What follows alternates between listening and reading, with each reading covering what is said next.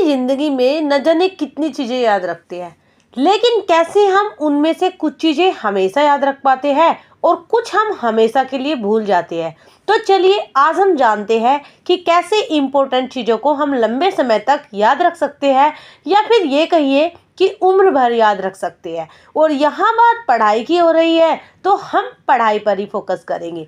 तो पढ़े हुए को याद रखने के लिए कुछ तरीके जिन्हें आप आजमा सकते हैं। नंबर 1 जो सभी आप लोगों को बताएंगे वो होता है रिवीजन।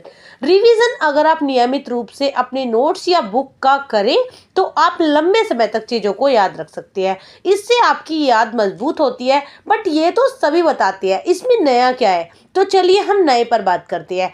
आप चीज़ों को समराइज कर लीजिए, यानी छोटे छोटी फॉर्म में जो आपने पढ़ा है उसको आप संक्षिप्त विवरण में तैयार करिए और उसके बाद आप उन इम्पोर्टेंट पॉइंट्स को ही बार बार मल्टीपल रिवीजन कीजिए। आप मेनिमोनिक कीजिए।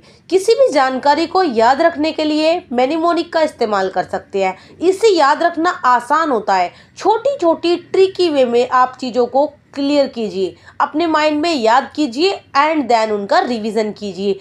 एक होता है विजुअल एड्स, डायग्राम्स, चार्ट और माइंड मैप्स बनाकर आप अपनी इंफॉर्मेशन को विजुअल फॉर्म में समझने की कोशिश कर सकते हैं। जैसे कि मान लीजिए कोई भी टॉपिक है, आप उस टॉपिक को एक चार्ट फॉर्म में तैयार कीजिए, उसको याद कीजिए एंड देन आप देखिए वो हमेशा के लिए आपके माइंड में कैसे सेट हो जाता है। एक होती है प्रैक्टिस। प्रैक्टिस आप अगर रेगुलर करते हैं, रेगुलर सेल्फ टेस्ट आप करते हैं तो किसी भी दोस्त को आपको पढ़ाना काफ़ी मददगार हो जाता है। और अगर आप किसी और को पढ़ाते हैं तो आपका रिवीजन खुद ही हो जाता है। जैसे आप कभी अगर मुझसे कोई भी एस्पिरेंट जो मेरे ग्रुप में पढ़ता है, अगर मुझसे कुछ भी पूछता है तो ईजिली वो मेरा भी रिवीजन हो जाता है। Stay focused. आपको अपनी पढ़ाई के दौरान ध्यान देना है और डिस्ट्रैक्शन से दूर रहना बहुत जरूरी है। मैं आपको बताऊं तो पूरा दिन में मैं YouTube एक ऐसा सोशल मीडिया ऐप है जिसको यूज करती हूँ मोस्टली। और YouTube पे मैं मॉर्निंग में ही अपनी वे सभी वीडियोस डाउनलोड कर लेती हूँ जो मुझे दिन में करनी होती है। उसके बाद YouTube के होम पेज को स्क्रॉल मैं बिल्कुल भी नहीं करती हूँ। और 3-3 दिन में कभी इंस्टाग्राम चेक हो जाता है और टेलीग्राम ओनली पढ़ाई के लिए यूज होता है।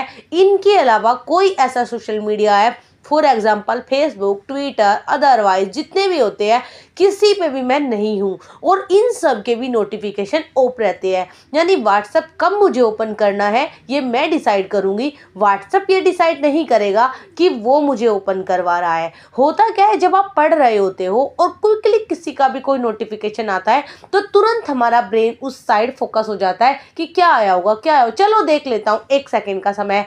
बट ये एक सेकेंड कब 1 घंटे में तब्दील हो जाती है आपको खुद भी आइडिया नहीं होता है।